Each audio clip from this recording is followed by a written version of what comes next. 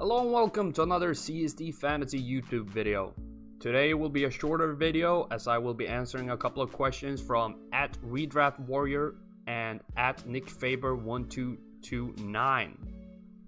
So question 1, what pre-ranked top 10 running back won't finish in the top 10?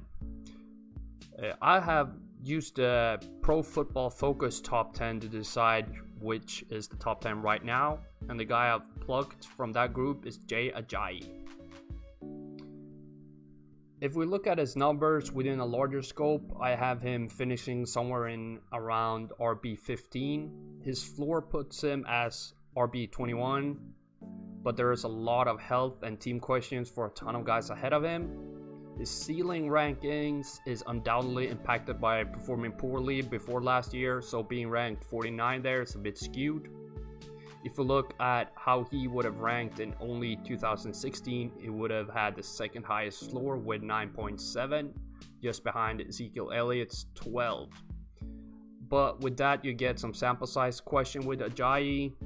His 2016 ceiling was 25 points and would have ranked as RB4 behind David Johnson's 25.5. As a conclusion, his numbers from last year gets people too high on him, and he is the guy to fall out of the top 10 for me. I believe even though I made arguments against him finishing top 10, that he's a RB1 or the highest RB2 in a 12 to 14 team league. Question 2, what quarterback is not in the top 10 right now but will finish there?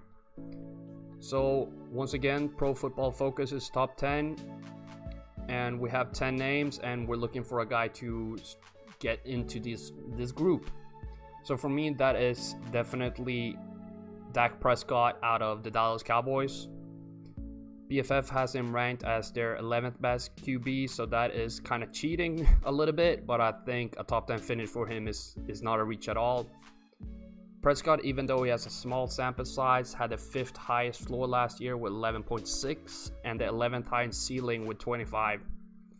That should be enough for him to push at least a top 10 spot, even if his averages 2 less fantasy points per game. He'll have the 11th highest ceiling and the 15th highest floor. Another guy that is outside the top 10 is Tyrod Taylor. I don't think he'll crack the top 10, but I think Pro Football Focus's placement of him as QB15 is around 3 spots too low for him.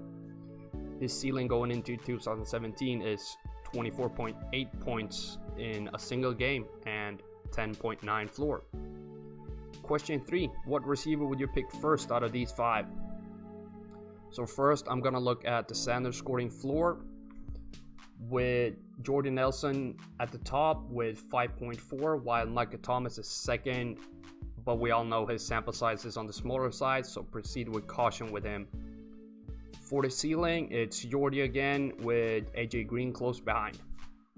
So in standard scoring, I will pick Jordy Nelson followed by AJ Green. When it comes to PPR, we see the same trends.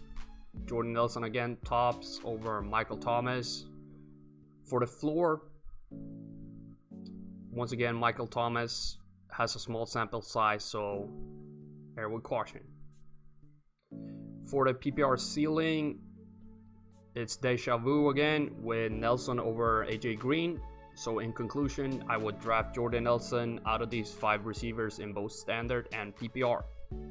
I hope you have enjoyed this quicker mailbag episode.